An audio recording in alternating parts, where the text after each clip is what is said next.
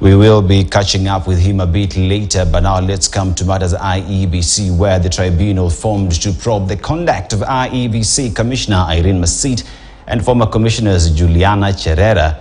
Justice Nyangaya and Francis Onderi has held a status conference this morning, marking the start of the proceedings against the Cherera 4.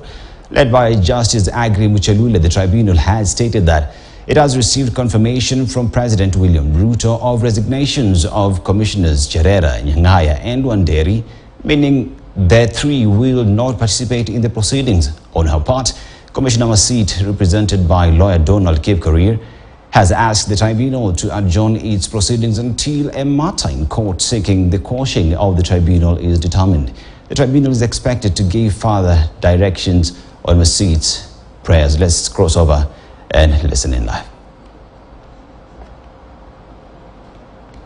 Good afternoon, Muthoka. You have been following up on what was happening in that tribunal. What is the latest from your end?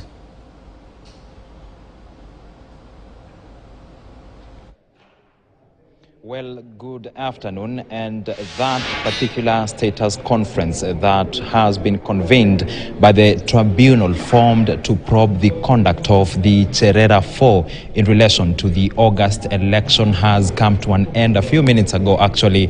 And essentially, this particular status conference was to lay the ground rules in relation to the proceedings against the Cherera 4 and set timelines in which it will hear and make its determination regarding the conduct of the Cherera 4. And as it is with each status conference, a few issues came up in this status conference, one of them being whether three commissioners who resigned will be part of the proceedings. And the three actually include Juliana Cherera, who was the IEBC Vice Chairperson, Francis Onderi, and Justice Nyangaya. And the communication from the tribunal that is led by Justice Agri Muchelule was that the three will not participate in the proceedings following their respective resignations in the past few days. And so the only commissioner who will be participating in these proceedings and who will be actually testifying and defending herself will be Commissioner Irene Cherop Masit,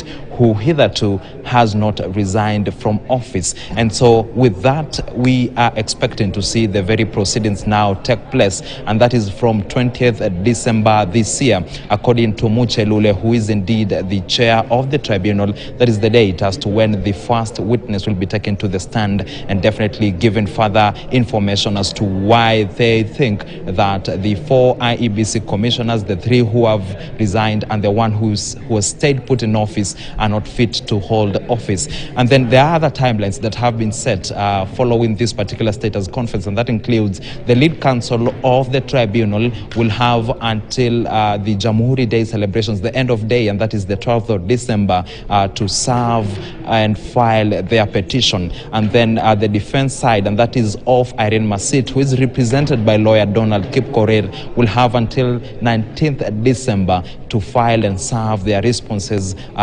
with regards to the petition. And so other issues that came up will be and that is actually from the Masit side by lawyer Donald Kipkorir, was whether these particular proceedings should actually proceed, given that they had been filed against the four. And the argument from Kipkorir was that the petition was conjoined. But then Muchelule and the tribunal have made a determination regarding that matter, saying that for Irene Masit, she took her oath of office individually, and so she ought to carry her cross individually. And another matter that came up was whether these particular proceedings should continue at a time when there is a case at the High Court seeking the quashing of the tribunal proceedings. And that particular case is set to more directions by the High Court are set to be given on the 19th of December. But then the tribunal led by Muchelule has said that inasmuch as it is subordinate to the High Court, there is no stay order that has been issued as of now for the proceedings to be adjourned. And so according to the directive from President Uhuru Kenyatta was that they had to move expeditiously. And so they will do that until the High Court gives directions to the tribunal to hold these particular proceedings. And then another matter matter, of course, that came up, of course, was when these particular hearings will be taking place. And so, of course, Muchelule, they are saying that expeditious was the term from President William Ruto, and so they have to do it real fast. Again, another matter has come up from the Irene Cherop Masit side, and that is she claims that in as much as the Constitution states that after her suspension that she is entitled to half her salary,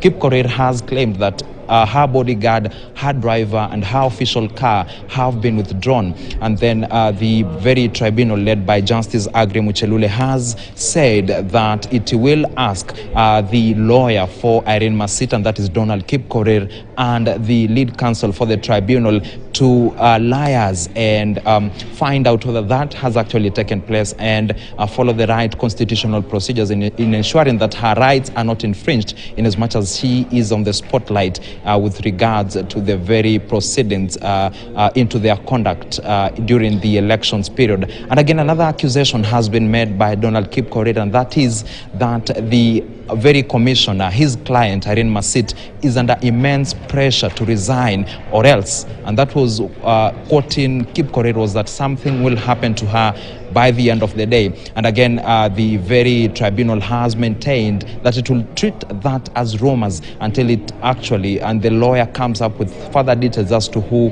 has issued the very demands and the threats to Irene Masit and other issues regarding the very accusations. And so, as it is now, the status conference, we are set to see the proceedings against Masit now kick off from the 20th of December, of course, and as it stands, with the resignation of the three other commissioners, and that is Juliana Cherera, Justus Nyang'aya, and Francis Wanderi, the very tribunal has confirmed that they will not be facing it, and that means that they will not be participating in the proceedings.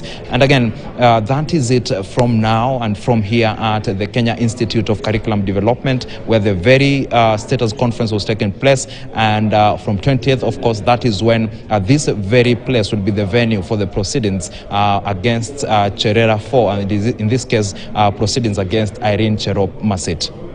Thank you very much, David Muthoka, for that comprehensive coverage. A good job that. But now let's go back to Bungoma, where the Bungoma Senatorial Mini